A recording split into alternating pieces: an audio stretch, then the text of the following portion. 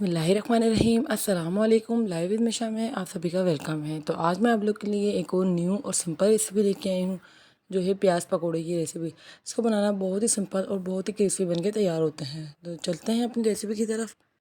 यहाँ मैंने 4 से 5 अदद प्याज लिए और जो है आज हम प्याज पकौड़ा बनाएंगे। तो आपने जो है सिंपल सी प्याज लेनी है। इसको अच्छे से छिलका उतारने से के बाद धोना है और धोने के बाद जो है इसके इस तरह से जो है बारीक बारीक से स्लाइस कर लेना है। यहाँ आप देख सकते हैं कि मैंने बारीक बारीक स्लाइस करे हैं। यकीन जानिए इतने मज़ेदार और शाम टी टाइम के लिए बहुत ही ज़्यादा मज़ेदार ये प्याज पकौड़े हैं। बहुत ही झटपट भी बनके तैयार होते हैं। बस इस तरह से सारे आपने जो है प्याज के लच्छे लच्छे कर लेने हैं बारीक बारीक। और साथ ही मैं इसके अंदर हरी मिर्च ऐड करूँगी 1 अदद। आप ज़्यादा स्पाइसी डालें तो 3-4 भी ऐड कर सकते हैं, लेकिन बारीक कटी हुई। साथ ही ज़्यादा सारा मैंने हरा धनिया ऐड किया है, जो कि पकौड़ों की जान होती है और इसी से ही अच्छे भी लगते हैं दिखने में। आपने बस अच्छे तरीके से इनको मिक्स करना है और प्याज का जितना भी पानी हो वो निकाल लीजिएगा। इससे मज़ीद क्रिस्पीपन आता है और वो प्याज सॉफ्ट नहीं रहती। अब जो है इसमें मैं कुछ मसाले ऐड करूँगी। बहुत ज़्यादा मसाले ऐड नहीं होंगे। सिंपल सा नमक, कुटी हुई लाल मिर्च, कुटा हुआ धनिया और चिकन पाउडर लाजमी ऐड करेगा। इससे बहुत ही ज़्यादा ज़बरदस्त टेस्ट आता है। साथ ही मैंने 1 टेबल स्पून कॉर्नफ्लोर भी ऐड किया है। और यहाँ मैंने 1 कप भर के जो है बेसन लिया है। अब आपने इस सारे बैटर को जो है पहले सिंपल बेसन में अच्छे से कोट कर लेना है विदाउट पानी के। पहले अच्छे से कोट कर लें, उसके बाद जो है हमने थोड़ा थोड़ा करके पानी ऐड करना है। मसालों की क्वांटिटी और हर इंग्रेडिएंट की क्वांटिटी मैं डिस्क्रिप्शन में दे देती हूँ, तो आप वहाँ जाके भी चेक कर सकते हैं। तो यहाँ पे प्याज को अच्छे तरीके से पहले कोट कर लें बेसन में। और अब जो है थोड़ा थोड़ा पानी ऐड करिएगा, ज़्यादा पानी ऐड नहीं करिएगा क्योंकि प्याज है इसमें ऑलरेडी पानी होता है। वैसे तो मैंने निकाल लिया है, लेकिन फिर भी बहुत एहतियात से थोड़ा थोड़ा सा पानी ऐड करके आपने एक स्मूथ सा बैटर बनाना है। बहुत ज़्यादा पतला नहीं रखना, ना ही बहुत थिक रखना है।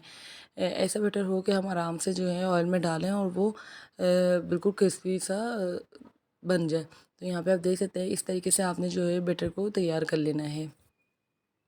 अब यहाँ पे मैंने पहले से ही कढ़ाई में ऑयल गर्म करने के लिए रख दिया था। ऑयल बहुत ज़्यादा गर्म नहीं होना चाहिए। तो पहले आपने इस तरह से खोल खोल के जो है पकौड़े ऐड करने, जिस तरह मैं डाल रही हूँ थोड़ा ऊपर से करके डालिएगा ना।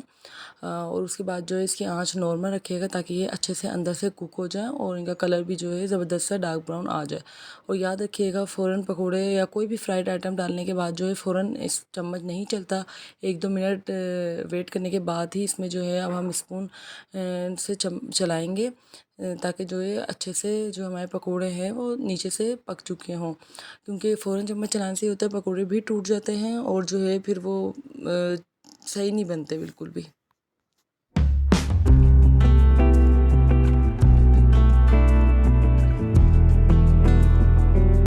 यहाँ आप देख सकते हैं ज़बरदस्त से जो पकौड़ा का कलर है वो इतना अच्छा सा आ गया है। इस तरह से हमने ब्राउन कलर रखना है और ये बहुत ही ज़्यादा क्रिस्पी हो जाएंगे।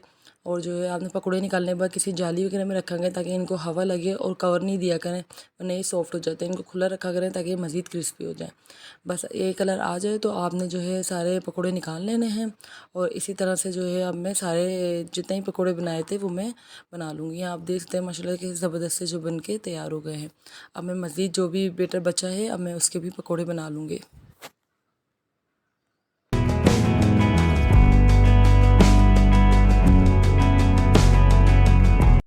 और यहाँ ज़बरदस्त से मिनटों में पकौड़े हमारे प्याज पकौड़े बन के तैयार है। रेसिपी को आप लोग भी ट्राई करिएगा।